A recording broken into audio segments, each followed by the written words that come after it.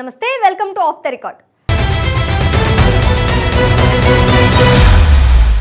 తమ నేతలు ఎప్పుడు మారతారని వైసీపీ కార్యకర్తలు ఆశగా ఎదురుచూస్తున్నారట.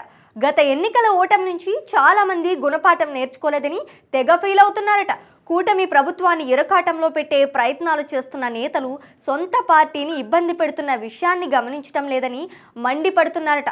ఇక కూటమి ప్రభుత్వం ఏర్పాటైన తర్వాత టీడీపీ, జనసేన పార్టీలోకి వెళ్లిన తమ నేతలు తిరిగి పార్టీలోకి వస్తారని చాలా మంది జగన్ అభిమానులు భావిస్తున్నారట.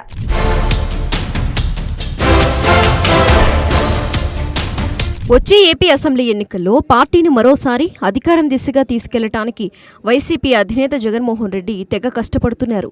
ఇందుకోసం పార్టీ నేతలను సమాయత్తం చేసేందుకు చర్యలు తీసుకుంటున్నారు. అయితే ఈ నియోజకవర్గ ఇన్ఛార్జీలు, ఇతర నేతల తీరే ఇబ్బందిగా మారిందట. ముఖ్యంగా కూటమి ప్రభుత్వం గత ఎన్నికల సమయంలో ఇచ్చిన హామీల అమల్లో విఫలమైందని, దీన్ని ప్రజల్లోకి బలంగా తీసుకెళ్లాలని జగన్ ఆదేశించారు. దీంతో వైసీపీ నేతలు జనంలోకి వెళ్లే ప్రయత్నం చేశారు. ఇదే సమయంలో కొందరు అసందర్భంగా మాట్లాడి పార్టీని కాటంలో పెట్టేశారట.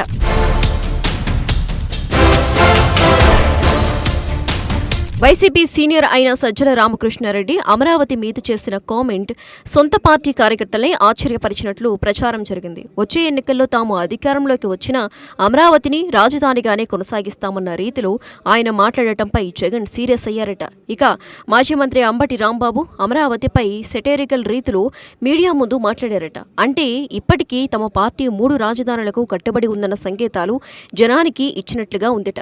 గత ఎన్నికల్లో 3 రాజధానుల అంశం వైసీపీ ఓటమికి ఓ ప్రధాన కారణం.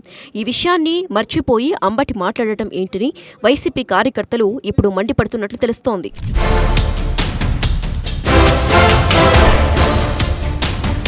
ఇక మరికొందరు నేతలు తీరుపై వైసీపీ శ్రేణుల్లో అయోమయం నెలకొన్నట్లు తెలుస్తోంది. ముఖ్యంగా కొందరు నేతలు పార్టీలో ఉన్నారో లేదో అర్థం కాని పరిస్థితి నెలకొందట.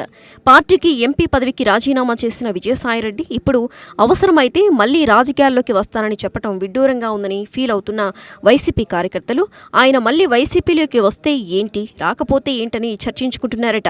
ఇక జగన్ హయాంలో ప్రకాశం జిల్లాలో చక్రం తిప్పిన బాలినేని శ్రీనివాసరెడ్డి ఆ తర్వాత జనసేనలో చేరారు. కానీ బాలినేని ఆ పార్టీలో కంఫర్ట్ గా లేరట. దీంతో ఆయన మళ్లీ తమ పార్టీలోకి రావటం ఖాయమని వైసీపీ కార్యకర్తలు భావిస్తున్నారట.